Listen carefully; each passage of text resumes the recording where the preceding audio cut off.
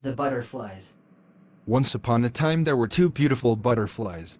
They lived in a very small greenhouse and danced amongst the green plants there.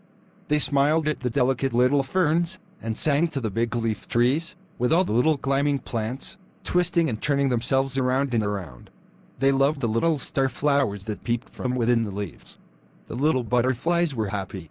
For a long time, the little butterflies were so busy, growing and dancing and singing, that they did not notice what was on the other side of the glass. Then one day, they happened to be sitting quietly on a leaf, when they suddenly saw out of the window a beautiful garden, full of flowers of every color. Above it shone the sun in a brilliant blue sky, where birds swooped and sang with joyful cries. The little butterflies nudged each other and gazed with delight at the garden. Their eyes fell at last on a tall rose bush, with deep red roses standing tall on long stems, and all about them were planted graceful white lilies, which swayed gently in the breeze. "How lovely that big red flower is," sighed one little butterfly. "I know she would be my friend if only we were able to go out into the garden." "Yes," murmured the second little butterfly very dreamily. "If only we were free to dance amongst the blossoms. I would dance all day, and when the dear sun went to sleep I would curl up inside one of those beautiful white flowers. I would feel very safe with her to care for me. We have loved it in our little greenhouse. It kept us safe while we were growing up, but now we are bigger and we are ready for adventures in a bigger world," they thought. But then they sighed a little, even trembled, as they thought of the old man who cared for the garden. They were very shy little butterflies, and they thought him very fierce. They had heard him shout at the birds, shake his fists and stamp his feet. "Leave my strawberries alone," he would cry. They didn't know what strawberries were, but they were frightened by his anger.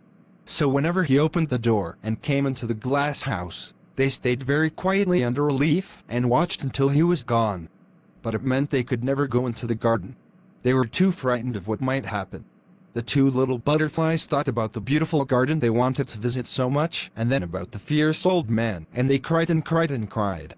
Their friend, the little striped bee, who visited them from the garden, tried to reassure them and told them the old man was not really so fierce and that they really should be brave, but the little butterflies only cried all the more.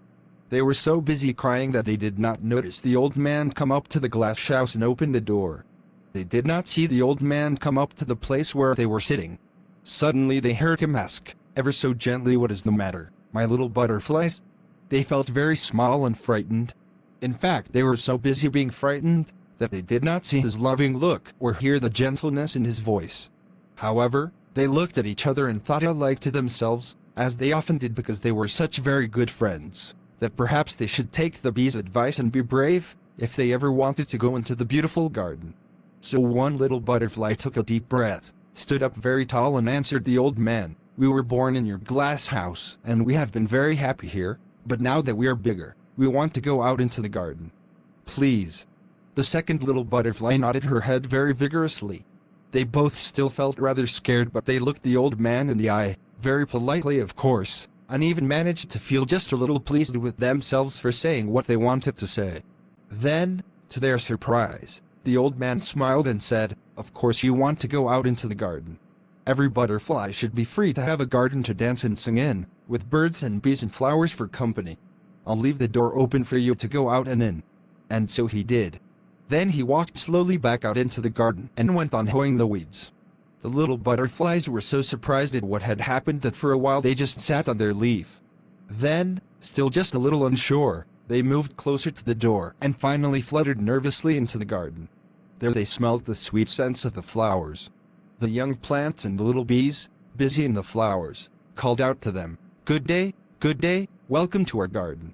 Very soon they were dancing around the garden, and just between you and me, they were so full of joy that they even did some somersaults around the sweet peas.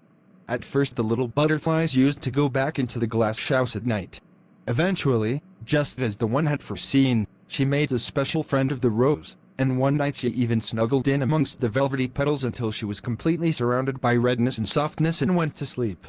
The other little butterfly had made a special friend of the lily, and she too was cradled in a soft scented bed to go to sleep.